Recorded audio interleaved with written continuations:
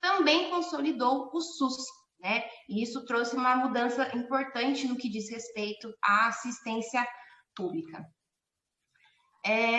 São inúmeros os problemas que são facilmente perceptíveis, né, em relação à saúde pública brasileira, e entre eles, escassez de recursos financeiros e materiais para manter os serviços, né?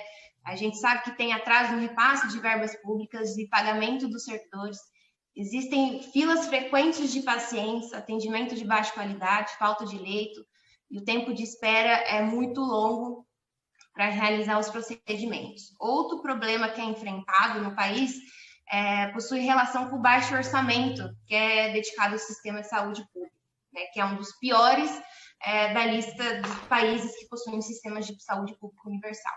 E segundo o relatório da OMS, o Brasil está no 9º lugar de ranking de países com mais gastos da saúde. É um total de 8% do PIB, sendo 4,4% com gastos privados e 3,8% com gastos públicos. Ou seja, esses dados, eles demonstram para a gente que o gasto privado, o gasto com a saúde privada, ela é bem superior ao gasto público, né? Que é diferentemente do padrão dos países que são desenvolvidos, que possuem esses sistemas parecidos. Então, apesar do SUS ele ser visto como uma referência mundial, ele tem que lidar com esse orçamento que é insuficiente, a desigualdade entre os profissionais, a falta de recursos para manter um padrão mínimo de qualidade, e também acaba tendo uma certa dependência do setor privado. E o problema, ele acaba sendo tão sério que isso parte para o campo judicial.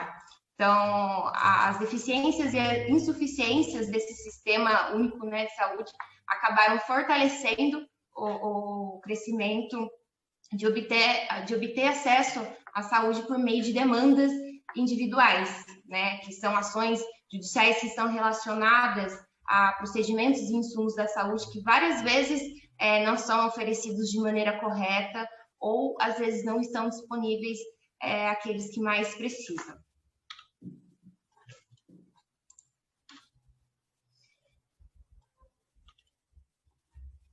Eu trouxe aqui um gráfico só para vocês poderem ver. Na seção de Direito Público, né, do nosso Tribunal de Justiça do Estado de São Paulo, foram julgados. Esses dados não são os mais recentes, mas isso aí já é bom para vocês visualizarem que os números envolvendo a área da saúde vêm crescendo cada vez mais. Então, esses dados, eles são do Tribunal de Justiça do Estado de São Paulo, e na seção de Direito Público foram julgados 14 mil recursos, e quase 10 mil deles se referiam a pedidos de medicamentos, tema que em 2017, se vocês puderem observar, ocupou o 5º lugar entre as maiores demandas nessa sessão, né? E em 2016, esses pedidos ocuparam o 3º lugar no ranking dos temas mais discutidos no nosso Tribunal de Justiça. Nós temos também a rede privada. Gente, peraí.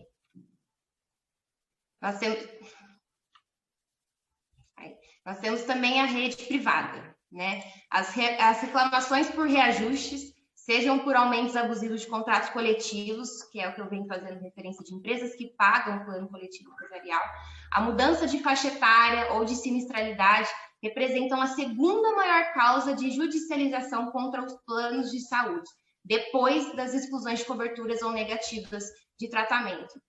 De repente, isso já aconteceu com a gente ou com pessoas próximas, aumentos abusivos no nosso plano de saúde, fica insustentável de realizar o pagamento, ou até mesmo quando a gente precisa fazer um exame muito complexo, né, é normal as operadoras alegarem que esse procedimento não está inserido no rol da ANS. Então, entre as queixas contra o plano de saúde, no Instituto Brasileiro de Defesa do Consumidor, os reajustes considerados abusivos, eles estão no topo. E em 2018, eles responderam por 52,8% das reclamações que são recebidas.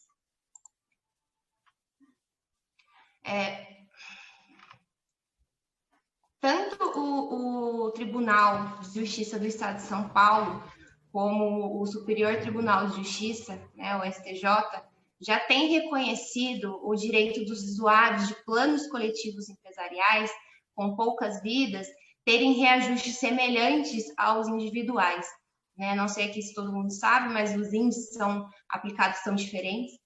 Os individuais familiares é considerado o índice previsto pela ANS e o coletivo empresarial é por base no BCMH. Então, muitas vezes acaba sendo abusivo, como eu falei, e o tribunal ele já tem entendido que dá para fazer um reajuste de maneira que fique melhor para a empresa.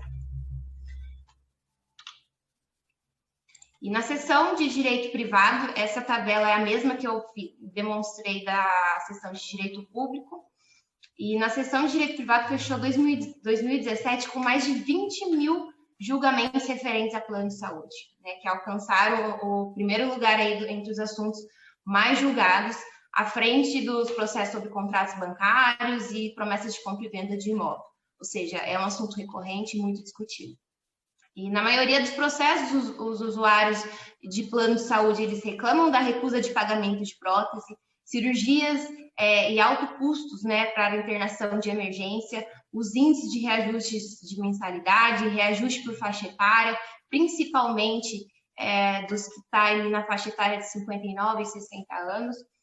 E outro problema comum é o encarecimento do plano de saúde em razão da sinistralidade, né? Então, na prática, quanto mais a pessoa ela usa os serviços daquilo que ela tem direito, mais prejudicada ela acaba sendo. E tem a atuação médica.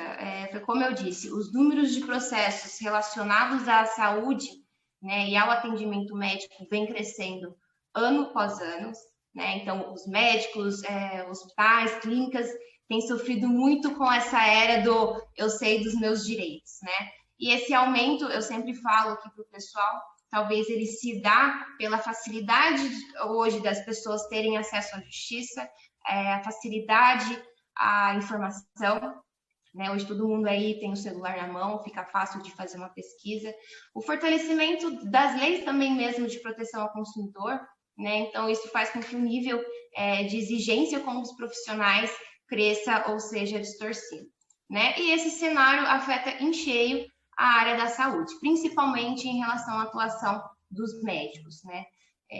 Existem alguns profissionais que acabam tendo, de algumas especialidades que acabam tendo mais recorrência que outras, e aqui eu juntei um gráfico onde a gente consegue observar que a ginecologia, né, os médicos ginecologistas e obstetras, eles correspondem a 27% nos casos da justiça.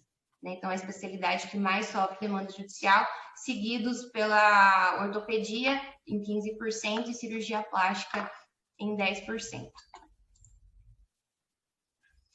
Então, hoje, cerca de 28 mil médicos eles sofrem processos. E apesar de 57% das ações elas serem julgadas improcedentes, os médicos eles estão livres de danos, né? Sejam em caráter patrimonial, porque mesmo que a ação ela seja julgada improcedente, né, e ele não tenha ali o dever de indenizar a pessoa, a gente sabe que tem o custeio da manutenção do processo. Então, você vai ter que contratar um advogado para que te defenda, você vai ter que arcar muitas vezes com as custas periciais, porque precisa fazer perícia técnica nesses processos. Então, assim, se você colocar na ponta do lápis ao final, você acaba tendo muito gasto. E além dos danos de imagem mesmo, né, profissional. Hoje os processos, não sei se todo mundo sabe, mas o processo é público. Então, fica muito fácil da pessoa ter acesso e isso, às vezes, pode colocar em risco a credibilidade do profissional, né, enquanto médico. Então, como que uma assistência jurídica pode prevenir o médico contra esses possíveis processos? Orientação e treinamento em medidas preventivas. O médico ou o dentista ou qualquer profissional da área da saúde, ele precisa ter a atuação dele a realidade da judicialização da saúde, né? Ele sempre precisa estar informado, ele precisa estar se atualizando acerca dos problemas e das suas prevenções e soluções, né? Assumindo aí um risco mínimo de ação judicial. E a melhor forma de se atuar com segurança jurídica é contando, obviamente, com uma consultoria jurídica especializada na prevenção de ações judiciais, né? Então, você tem que receber aí de maneira periódica orientações, treinamentos que vão certificar e cientificar o profissional das medidas a serem tomadas assim como as medidas que devem ser evitadas também. Então, objetivando não só evitar a ação judicial, mas também buscando desde o início dos casos um conteúdo comprobatório da sua boa conduta enquanto profissional, para que futuramente sua atuação seja livre de vícios, né? E isso porque muitas vezes, embora a ação seja julgada improcedente ou até mesmo o profissional ele não tenha errado de fato, que são as iatrogenias, por exemplo, às vezes ele não consegue comprovar judicialmente, né, que ele não errou. Então, muitas vezes ele pode ser condenado sem que haja a efetiva culpa. Tem documentos, contratos, elaboração de termos de consentimento. Então, além dessa orientação e treinamento adequado, é imprescindível que o médico ou dentista, o profissional, ele tenha ciência da importância do contrato, dos documentos, de escolher a assinatura do seu paciente, porque isso permeia toda a sua atuação junto com o paciente, né? Esses documentos, eles não devem ser aqueles que você pega na internet, um modelo único, específico, né, único para todos os casos, eles devem ser específicos, né, com a sua especialidade, com os tratamentos que você oferece, né? Esses documentos, quando eles são um único documento, ele nem tem validade jurídica. Então, tem que estar dentro dos aspectos legais e as inovações legais. Condução inicial adequada dos casos críticos. Então, durante a atuação ali do profissional, é inevitável, né, que por algumas vezes ocorra algumas insatisfações por parte do paciente, né? Às vezes é um tratamento ou uma forma que foi dito, e daí em diante é imprescindível que o profissional ele conte com o acompanhamento de uma pessoa nessa área, né, para se evitar que erros que são comumente cometidos pelos profissionais na solução de conflitos e evitar também essa questão de ação judicial. Atuação imediata nas emergências.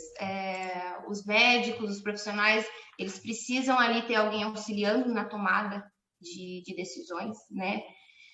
Então, com uma pessoa especializada ali, você certamente vai evitar grande parte dos processos que teria caso atuasse sem a adequada gestão de risco jurídico, né?